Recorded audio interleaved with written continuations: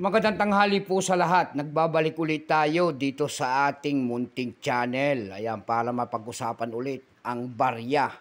Andyan po sa ating mga harapan ang ating pag-uusapang barya. Ayan po. Ang pag-uusapan po natin ay barya po ng 5 centimos ni Melchora Aquino po, ang kauna-unahang babaeng nailagay sa pera. Ayan, 5 centimos. Nakapaloob po yan sa ang bagong lipunan series. Ayan. Tignan natin ang kanyang presyo kung magkano na ang kanyang halaga sa ating mga online selling.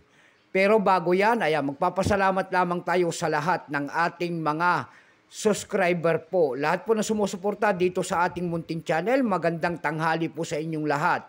At maraming salamat po. Yun naman po hindi pa po nakapag-subscribe dito sa ating munting channel, baka pwede makisuyo sa inyo at maglalambing lang. Baka pwede lang pakidamay na rin po sana ang ating subscribe button, like and share para ma-update ko naman kayo sa mga latest ko pang gagawin mga video po. Ayan.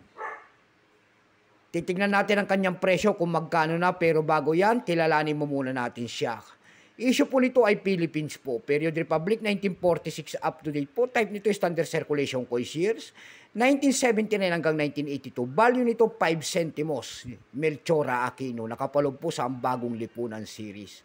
Currency piso 1967 up to date po. Composition niya na ay brass. May bigat lamang itong 2.5 grams. May habang 19 mm. May kapal po naman itong 1.3 mm. Hugis po nito ay scallop with 8 notches. Ayan.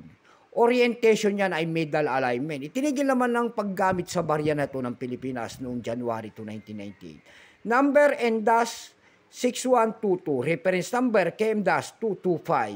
Ito pong year 1982 na ito, kung tawagin po ay BSP Mint. Kasi dalawang variety po ito, may proof yata ito.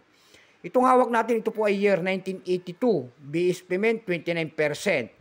Wala pa po may pakita ang ating Bangko Sentral kung ilang piraso ang ginawa sa barya na hawak natin. Pero may price na po yan doon sa ating lumista. Binigyan na po ng presyo ng ating mga kolektor. Yung kanyang very fine, 18. Extra fine kung tawagin ay 27 pesos. So almost ang circulated, 27. Ang circulated mo nito ay nagkakalaga po ng 27 pesos din. Tayo naman po'y dumako sa kanyang mga presyo sa ating mga online selling. Tulad ng EB.com. Ayan. Coins to pandaigdigan po. Bintahan po ng coins. EB.com, pandaigdigan. Ayan, sa EB.com po meron tayo nakita na nagbebenta doon ng $7.70. Nasundan po yan ng $3.49. Yung pinakamababa po na bintahan doon ay $2.74 na.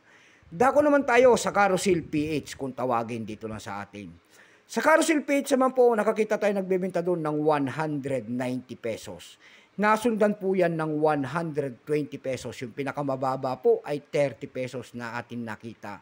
Ayan lamang po ating may babaging kanyang presyo. Keep safe po sa lahat and God bless.